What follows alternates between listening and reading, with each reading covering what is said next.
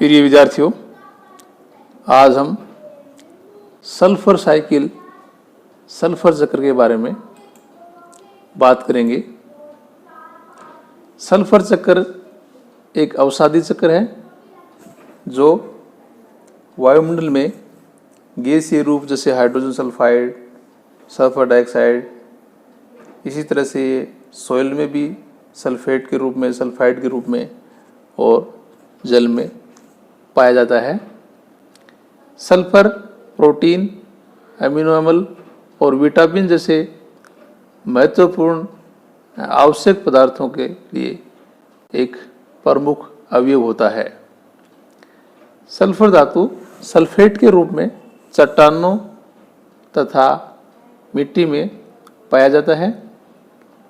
पौधे मृदा से सल्फेट के रूप में सल्फर का अवशोषण करते हैं और जब शाकाहारी जीव जो हर्बीवोर्स हैं वो प्लांट्स को जब खाते हैं, भोजन के रूप में ग्रहण करते हैं, तो ये अकार्बनिक सल्फेट के रूप में सल्फर जो है उनके शरीर में प्रवेश हो जाता है, चला जाता है। और फिर शाकाहारी जीवों को जो है जो मांसाहारी हैं, प्राथमिक, द्वितीयक, तृतीयक, इसके द्वारा जो है एक जीव से दूसरे जीव के शरीर में ये प्रवाहित होता रहता है। तो जीवों से खाद्य द्वारा ये अन्य उपभोक्ताओं तक पहुंचता है, यानी भोजन श्रृंखला द्वारा एक जो स्तर है उपभोक्ता स्तर, उससे दूसरे उपभोक्ता स्तर में ये पहुंचता है। और बाद में जब ये जीव डेड हो जाते हैं, मृत हो जाते हैं, तो मृत जीवों को जो है जीवाणु और ये फफूंद द्वारा जो है इनके अपघटन से ये खनिज पदार्थों में पुनः परिवर्तित हो जाता है। तो अंतर्ग्रहित किया हुआ सल्फर, भोजन के रूप में ग्रहण किया हुआ सल्फर का जो अधिकांश भाग है वो सल्फर जीवाणुओं द्वारा सीधे ही सल्फाइड में, जैसे हाइड्रोजन सल्फाइड में बदल दिया जाता है। इसी प्रकार से पेट्रोलियम पदार्थों की जैसे दहन की क्रिया के कारण सल्फर डाइऑक्साइड के रूप में ये वातावरण में चला जाता है और वातावरण की नमी प्राप्त करके सल्फ्यूरिक अम्ल बनाता है, जो वर्षा की बूंदों के रूप में या वर्षा के साथ घुलकर पृथ्वी पर आ जाता है और ये अम्लीय वर्षा के रूप में जाना जाता है। इसी तरह से जो है ये जो सल्फर है ये ज्वालामुखी या जो वनस्पतियों के जलने से या जीवाश्म जो ईंधन है इसके ऑक्सीकरण से भी प्राप्त होता है। अकार्बनिक सल्फर सल्फेट के रूप में जो है एकत्र होकर या घनीभूत होकर जम जाता है। चूँकि ये घुलनशील होता है, इसलिए पारिस्थितिकी व्यवस्थाओं में तात्विक सल्फर का स्रोत बन जाता है। वात निरपेक्षी दशाओं में सल्फेट भी जीवाणुओं द्वारा तात्विक सल्फर या सल्फाइड जैसे हाइड्रोजन सल्फाइड को तात्विक सल्फर में ऑक्सीकृत कर देते हैं और कुछ सल्फेट में और कुछ उसे सल्फेट में ऑक्सीकृत कर देते हैं। इस तरह से सल्फर जो है ये अत्यंत महत्वपूर्ण जो है एक प्राकृतिक एलिमेंट है और ये साइकिल के रूप में प्राकृतिक जो अपने कंपोनेंट हैं या कारक हैं, फैक्टर हैं, इनसे जैवमंडल से और जैवमंडल से पुनः जो है प्रकृति में इसका प्रवाह चलता रहता है। कार्बनिक सल्फर या जो एलिमेंटल सल्फर है, इसके अलावा ये सल्फेट जो है इसका निर्माण हाइड्रोजन के या हाइड्रोजन सल्फाइड के ऑक्सीकरण के द्वारा होता है। तो वायुमंडल में अभी बात की थी कि गैसीय रूप जिसमें अपने बात की थी हाइड्रोजन सल्फाइड या सल्फर डाइऑक्साइड के रूप में, और जो है मिट्टी में ये है सल्फाइड या सल्फेट के रूप में जो है इसको देखा गया है। वायुमंडल में उपस्थित सल्फर डाइऑक्साइड का उत्पादन ज्वालामुखियों से, वनस्पतियों के जलने से, जीवाश्मीय ईंधन के ऑक्सीकरण से होता है। डाईमिथाइल सल्फाइड तथा हाइड्रोजन सल्फाइड का निर्माण एबायोटिक बैक्टीरिया के जो क्रियाविधियाँ हैं उनके कारण होता है। कार्बनिक सल्फर तत्वीय या जो एलिमेंटल सल्फर या सल्फेट का निर्माण जो है हाइड्रोजन सल्फाइड के ऑक्सीकरण से होता है।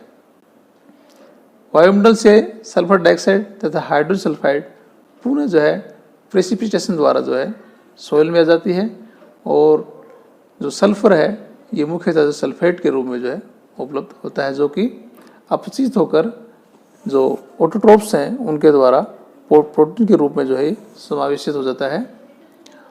सल्फर कुछ अमीनो अम्ल जैसे सिस्टीन, मेथियोनिन, कुछ विटामिन्स और एंजाइम में भी पाई जाती है। सल्फर चक्र जो है इस तरह से हम कह सकते हैं कि ये वायु में, जल में और मिट्टी के साथ जो है अपना संबंध दर्शाता है, जिससे कि सूक्ष्म जीव जो है इसमें जो है ये जो संबंध जो है, चाहे वो मृदा में हो या जल में या मिट्टी में, इसमें सूक्ष्म जीवों की जो भूमिका है वो सबसे ज़्यादा महत्वपूर्ण होती है, जिससे सूक्ष्म जीव जो है सबसे महत्वपूर्ण भूमिका निभाते हैं। सूक्ष्मपोषियों के ऊतकों में जो ऑटोट्रोफ्स हैं, जो प्लांट्स हैं, उनके ऊतकों में उपस्थित प्रोटीन में सल्फर या जो सल्फाइड समूह है ये पाया जाता है, और ये भी चारण जो खाद्य श्रृंखला के द्वारा जो है ये प्लांट से एनिमल्स में प्रवाहित होता है। इसकी कुछ मात्रा प्राणियों की जो विष्ठा है, जो अपचित भोजन है उसके साथ ये निकल जाती है। अगर खाद्य श्रृंखला में प्रोटीन की क्षय से सल्फर निर्मुक्त होता है, ये क्षय वायवीय परिस्थितियों में एस्परजिलस न्यूरोस्पोरा के द्वारा, और जो एबायोटिक कंडीशन में ये एसिरिजिया एवं प्रोटिस के द्वारा होता है, जो बैक्टीरिया के द्वारा होता है। अवायवीय मृदा एवं अवसादन से सल्फेट जो है अपचयनकारी जीवाणु सल्फेट अणुओं में या सल्फेट अणुओं से ऊर्जा की प्राप्ति हेतु ऑक्सीजन का प्रयोग करते हैं, और इस क्रिया में जो है एस्टोस का उत्पादन है। तो ऑक्सीजन जो है, ऑक्सीजन से क्या होता है, ऑक्सीकरण होता है।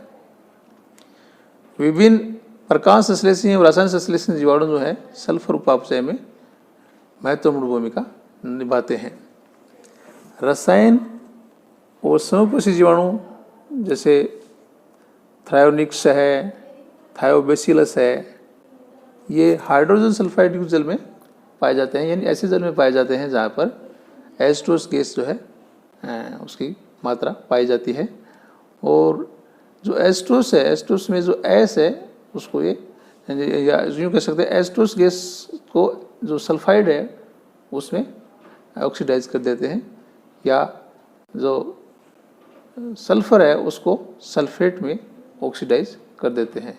यहाँ पर हम रिएक्शन देख रहे हैं, H2S जो है ये ऑक्सीजन से रिएक्शन हो रही है, और यहाँ पर जल बन रहा है, साथ में जो सल्फाइड बन रहा है, साथ में ऊर्जा भी मुक्त हो रही है। इसी तरह से ये जो सल्फर है ये मुक्त होकर फिर ऑक्सीजन से तीन अणुओं से क्रिया करके, और साथ में जल भी साथ क्रिया हो रही है। इस तरह से H2SO4 जो है ये अमल बन रहा है, और यहाँ पर 141 जो KCl एनर्जी है वो भी बन रही है।